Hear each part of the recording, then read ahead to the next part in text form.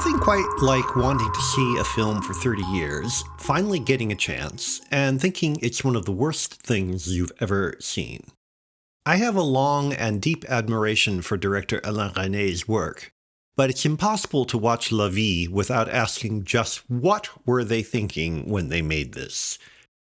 The film juxtaposes three different stories, all set in a fairy tale palace built in the Ardennes forest on the eve of World War I. The bulk of the film is contemporary, centered on a teachers' conference taking place in the castle.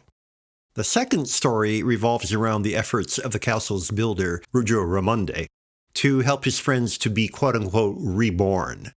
That seems to require a mixture of opium, absinthe, and an extended hot tub session. The third story is a fairy tale about a good prince overthrowing a bad king in storybook settings.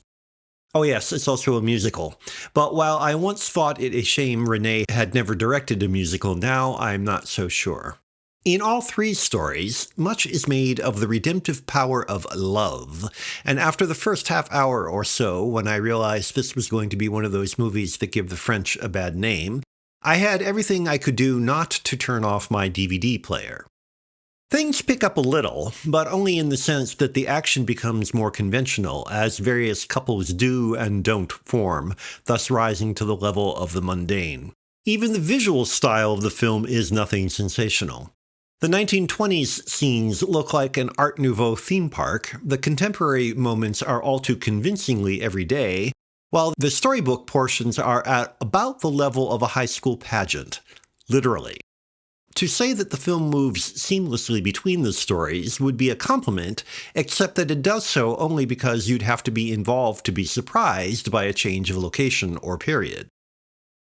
As for the actors, only Sabine Azema, as the tortured neophyte teacher Elizabeth, makes any connection, probably because Elizabeth is the only character with any characteristics to speak of. The rest are mouthpieces for oh-so-worldly drivel, political posters, or cardboard constructions that make you long for the abstractions in Resnais's La Chère Marienbad. Raimondi is especially painful to watch. Then there's the title. I believe that La Vie est un roman should translate as Life is a Novel. For some reason, the film has always been promoted as Life is a Bed of Roses, and when the phrase occurs in the dialogue, the subtitles read Life is a Fairy Tale. This admittedly trivial point indicates just how confused the whole enterprise is. La Vie est un roman is neither a novel, a fairy tale, nor a bed of roses. It's a mess.